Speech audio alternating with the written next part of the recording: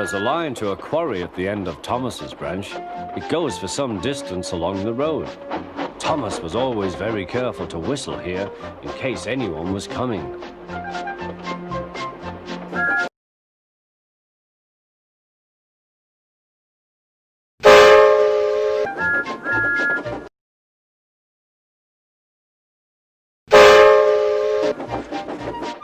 Early one morning, a large policeman was sitting close to the line.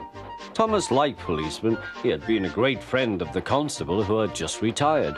Peep, peep, he whistled, "Good morning." Thomas expected that the new constable would be friendly too, but was sorry to see that he didn't look friendly at all. He was red in the face and very cross. "Disgraceful," he spluttered. "I didn't sleep a wink last night. It was so quiet, and now engines come whistling suddenly behind me." "Sorry, sir," said Thomas. "I only said good morning." The policeman pointed to Thomas. "Where's your cowcatcher?" he asked. "But I don't catch cows, sir." "Don't be funny," snapped the policeman. He looked at Thomas's wheels. No side plates either, and he wrote in his notebook, "Engines going on public roads must have their wheels covered and a cowcatcher in front to protect people and animals from being dragged under the wheels if they stray onto the line. You haven't, so you are dangerous." "Rubbish," said Thomas's driver. "We've been along here hundreds of times and never had an accident." "That makes it worse," the policeman answered. He wrote "regular lawbreaker" in his book. Thomas puffed sadly away.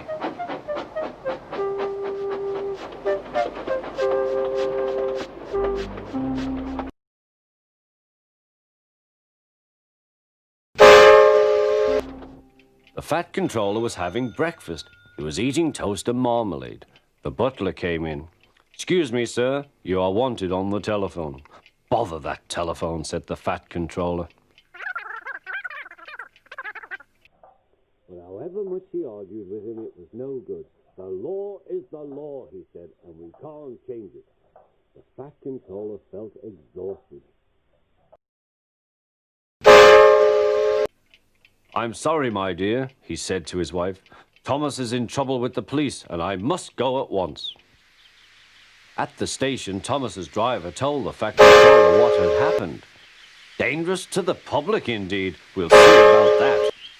The fat controller spoke to the policeman.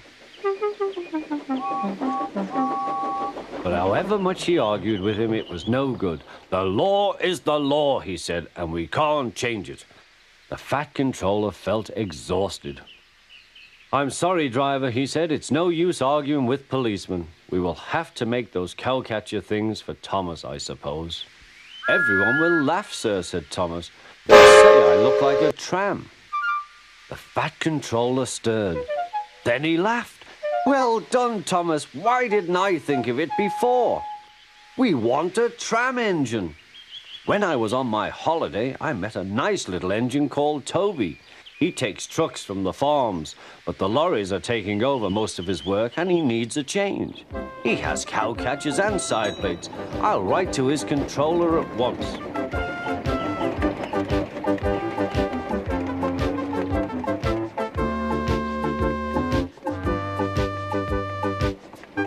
A few days later, Toby arrived.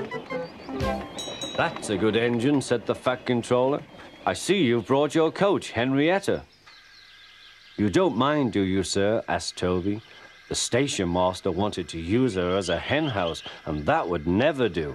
"No, indeed," said the fat controller. "We couldn't allow that."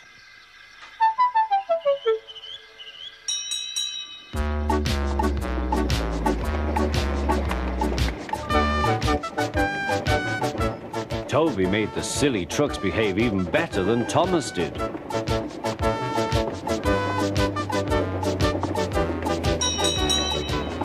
Oi, you!